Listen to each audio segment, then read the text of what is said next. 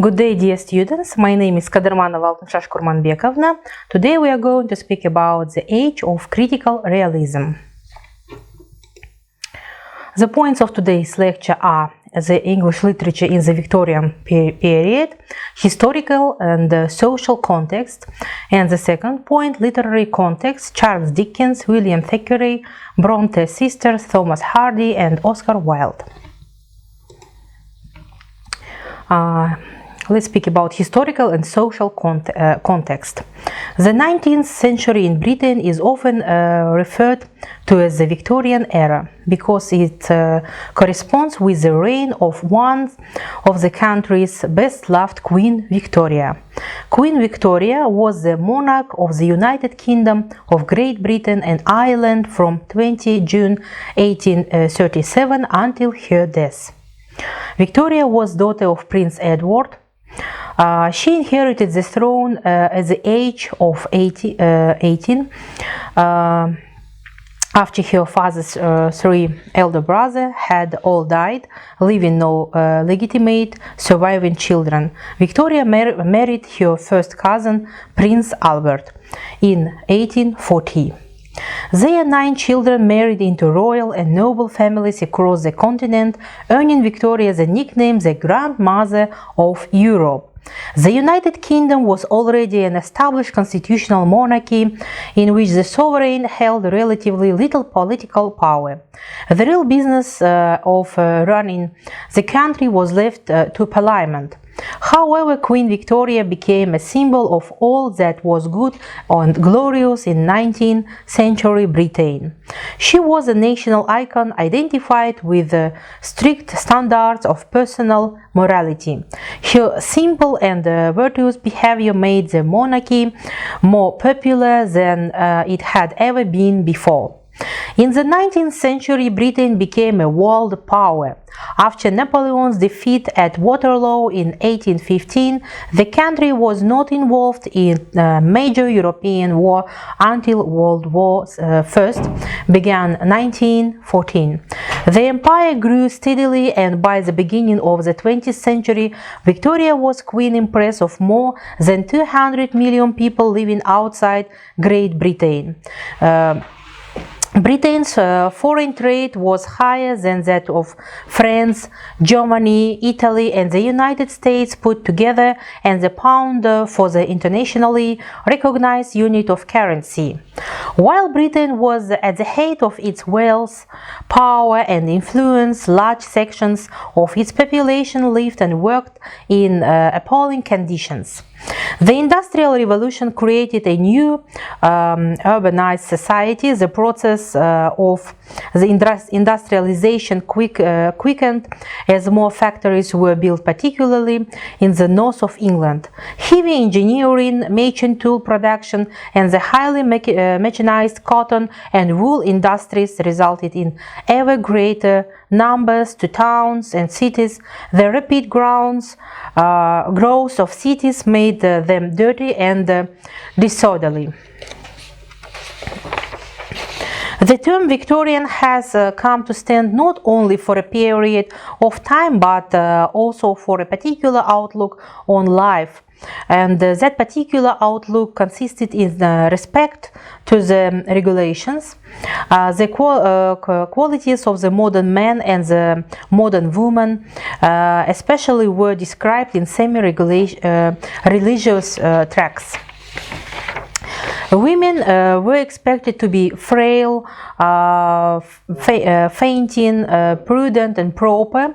A woman could earn a living teaching, doing social work, delivering the Bible and religious books, working in a milliner's shop, or filling other positions in which she could preserve her femininity. For the model man, the code prescribed equally rigid rules and prohibitions. Gambling, swearing, drunkenness, and sometimes even smoking automatically removed a man from the ranks of the respectable. Gambling pavilions and taverns fell into disgrace. Coffee houses gave way to public reading rooms and clubs. Along with the Industrial Revolution, there was another revolution taking place between science and religion. Scientific and technological advances paved the way for a better future as traditional religious beliefs began to crumble under the weight of new discoveries. Charles Darwin upset the nation with his new doctrine that man evolved from earlier forms through a process of long development. Dispute began between those who believed that man was created in a day in the image of God and given authority over the animal world, and those who believed man evolved scientifically. Charles Robert Darwin was an English naturalist and geologist best known for his contributions to evolutionary theory. In his book on the origin of species, Darwin introduced his scientific theory that populations evolve over the course of generations through a process of natural selection.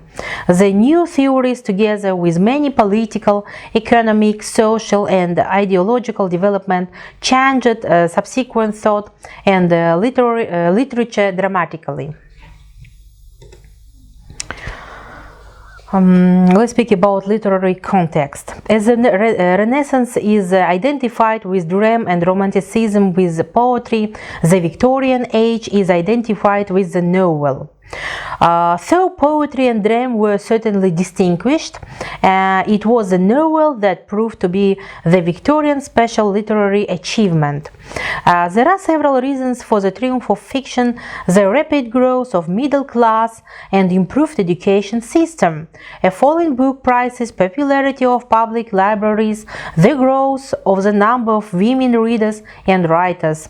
Writing became an important commercial activity, and novels were written to please the public and sell. The middle class readership wanted realistic novels where the contemporary world was authentically described and not idealized as in romantic literature. Romanticism now seemed too abstract and aloof with its mystery and symbolism.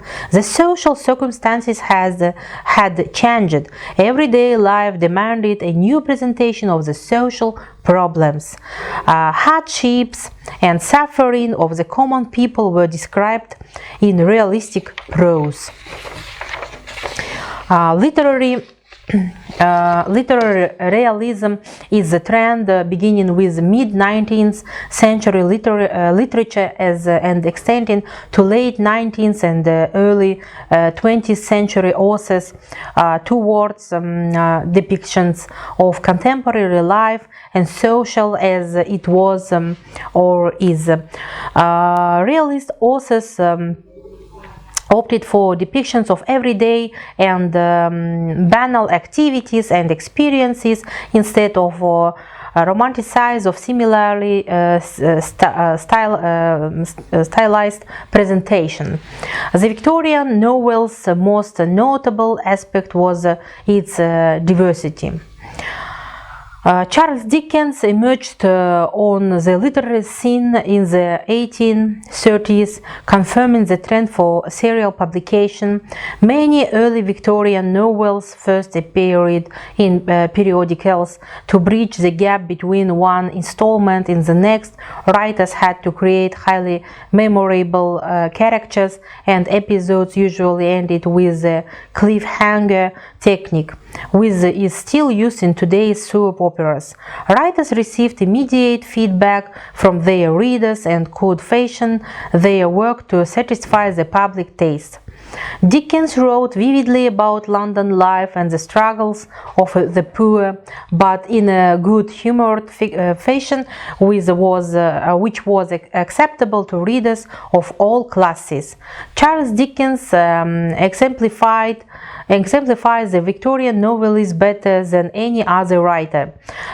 His first real novel, The Pickwick Papers, written at only 25, was an overnight success, and all his subsequent works sold extremely well.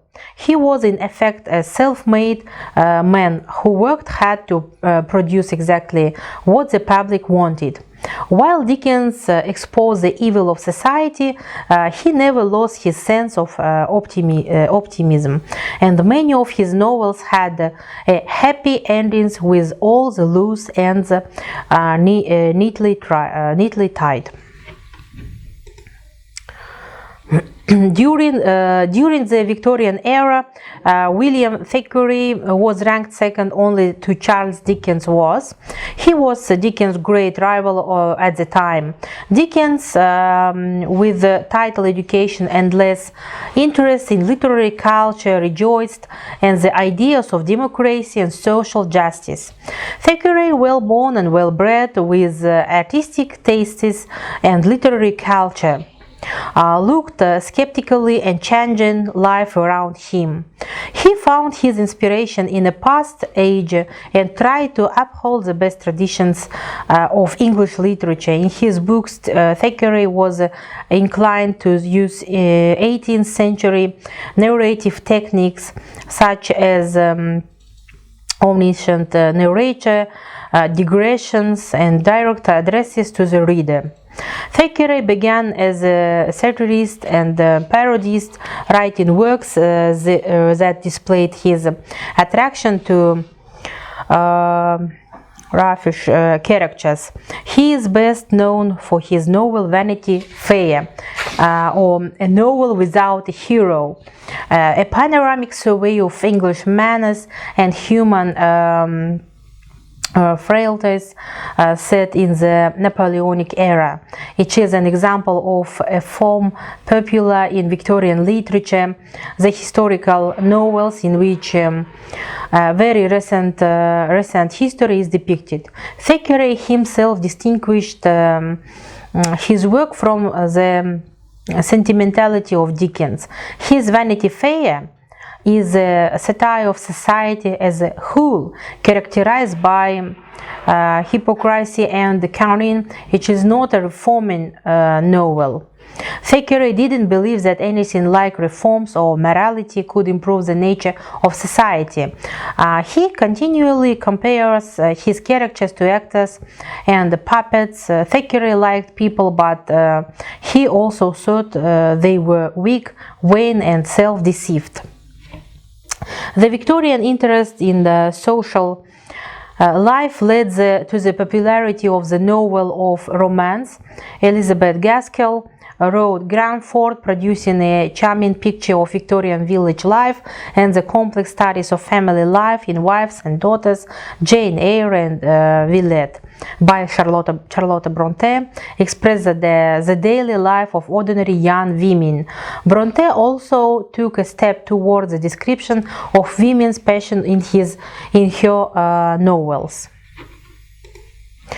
George Eliot, a pseudonym which concealed a woman, Mary Ann Evans, wished to write novels which would be taken seriously rather than the silly romances which all women of the time were supposed to write.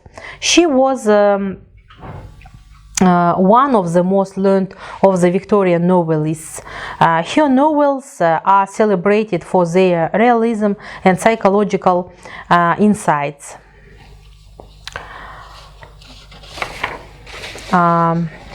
Most of the 19th century novels tended to be idealized portraits of difficult lives in which hard work, love and luck win in the end. In the majority of books, virtue was rewarded and wrongdoers were punished in the end. The novels tended to improve human nature. They had a central moral lesson informing the reader how to be a good Victorian. This formula was the basis for much of early Victorian fiction. But as the century progressed, the plot thickened and happy endings became less common. Even writers of the high Victorian age were censored for their plots attacking the conventions of the day. George Eliot's Adam Bed was called the wild, outpouring, lewd woman's mind. The disgust of the reading audience perhaps reached a peak with Thomas Hardy novels. Hardy's novels are set in the countryside of Wessex, the fictional name he gave to the southwest part of England where he was born. His stories are so closely linked to these rural settings that they are referred to as regional novels. Hardy's description of the countryside is far removed from the idealized version offered by the Romantics. The rural settings are often used to help the reader interpret the moods and feelings of the characters. Hardy's characters are outsiders in their own society who fall victims to forces of economic and social change over which they have no control. That's all, dear students. Now answer the questions going after the lecture. Characterize the Victorian period. And what is a realistic novel as a genre? What is naturalism? And other questions. Thank you for your attention, dear students.